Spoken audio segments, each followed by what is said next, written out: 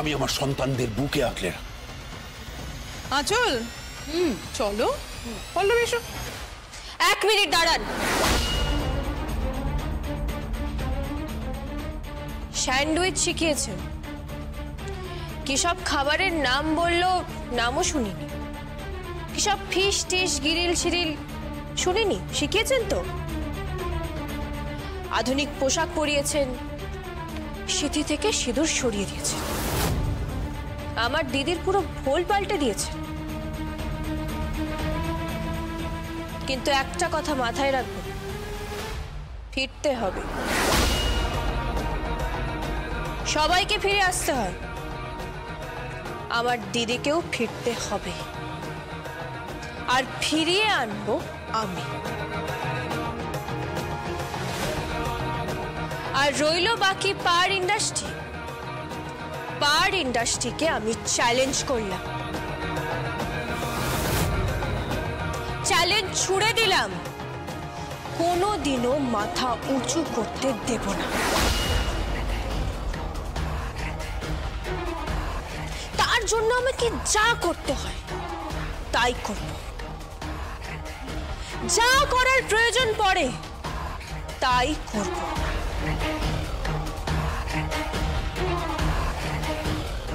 আচ্ছা বেশ বেশ, তোমার যা করার আছে তুমি করো, যা যা করতে চাইছো তুমি সব করো, কিন্তু আমি তোমাকে একটা কথা বলবো,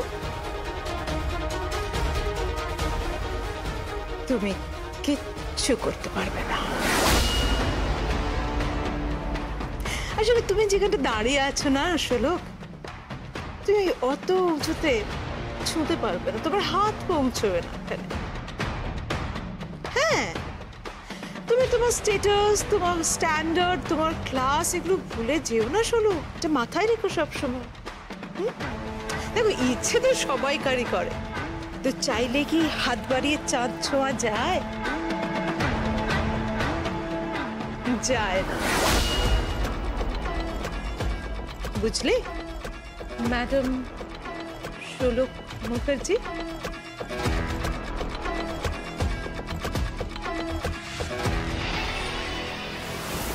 কি করবো এখন? কিছু বুঝতে পারছি না। আমি কিন্তু জানি। কি? ওই দত্তা বলে একজন আছেন না, রাহুল দত্তা, ওই লোকটাই কিন্তু গেম চেঞ্জার হতে পারে। ওই লোকটাকে ম্যানেজ করতে হবে। ওই লোকটা হচ্ছে মাতাল মদ্যপ, ওই লোকটাকে ম্যানেজ করলেই লোকটা গেম চেঞ্জার হয়ে যাবে। আই থেকে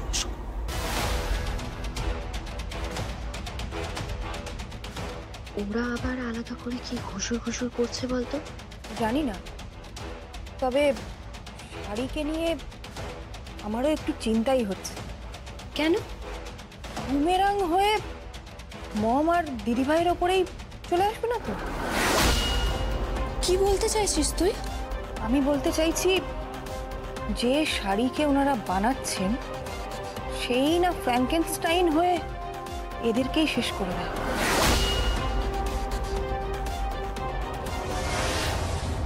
যেভাবেই হোক শাড়িকে তোকে আটকাতেই হবে। দেখ, আমার মেয়ে আর নাতনি ওরা কিন্তু শাড়িকে ব্যবহার করছে, আর সেটা করছে তোর বিরুদ্ধে। তুই এবারের উপযুক্ত বল, তুই আমাকে কথা দিয়েছিলিস, তোর শ্বশুরমশাইকে কথা দিয়েছিলিস যে তুই এই পরিবারের লোকগুলোকে মেরামত করবি, হ্যাঁ, আর ওদের মধ্যে দূরত্ব ঘুচিয়ে দিবি। এই পরিবারে যে ভাঙন ধরেছে সে ভাঙন তুই আটকাবি। তুই কথা দিয়েছিলিস, তোকে কথা রাখতেই হবে। দেখ, আজকে পার্টি আছে, হ্যাঁ, সেখানে সমস্ত ক্লায়েন্টরা আসবে, তারপর কাল সকালে ডিল সাইন হবে। লক্ষ লক্ষ টাকার শাড়ি জমিন হাটা থেকে তুলে নিয়ে গেছে পিতৃ, তার সমস্ত এগ্রিমেন্ট মোটা টাকার বিনিময়ে ওদের সারেন্ডার করেছে। সব কিছু বিকিয়ে যাচ্ছে। এরপর জমিনহাটার শাড়ির মজুররা তাদের শিল্পী বলা ভালো, যারা ওই শাড়িতে নকশা তোলে তাদের পেটে ভাত জুটবে না, তারা সব দিক থেকে সর্বশান্ত হয়ে যাবে, ওদের জীবনটা একেবারে শেষ হয়ে যাবে। না, এই হতে পারে না, কিছুতেই হতে পারে না। হতে পারে না, হচ্ছে। আর সেটা শাড়িকে সামনে রেখে হচ্ছে।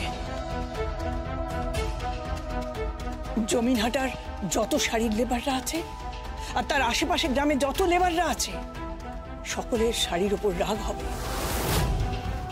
আর শাড়িকে শিখন্ডির মতো দাঁড় করে ওরা সব খেলাটা খেলছে, অ্যাজ ইফ শাড়ি যেন সমস্ত প্রোডাক্টগুলো তুলে নিয়ে এসছে।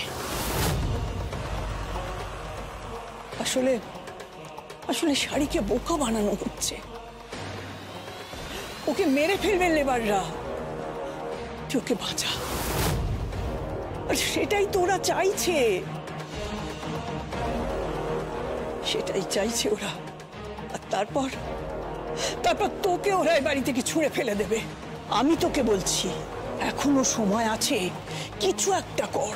হ্যাঁ শোলক, আজকের পার্টিতে তুমি তোমার লেবার্সদের নিয়ে যাও, নিয়ে গিয়ে তুমি তোমার অধিকার বুঝে নাও, তোমার হকের টাকা তুমি বুঝে নাও। সকলের সামনে সত্যিটা প্রকাশ করে দাও যে শাড়ি শুধুমাত্র একটা শিকন্ডি, যেটা ঠাম্মি বলছে। শাড়িকে সামনে দাঁড় করিয়ে ওরা যে খেলাটা খেলছে সেটা একটা জঘন্য খেলা। আমি বলছি তোমাকে। হ্যাঁ, সে তো জানি। তাহলে দেরি করছিস কেন? এই পার্টিতে সমস্ত লেবারদের জড়ো কর, ওরে সব ভাঙচুর কর, ওদের বুঝিয়ে দে যে তোরা যদি সবাই এক হোস, তোদেরকে কেউ আটকাতে পারবে না।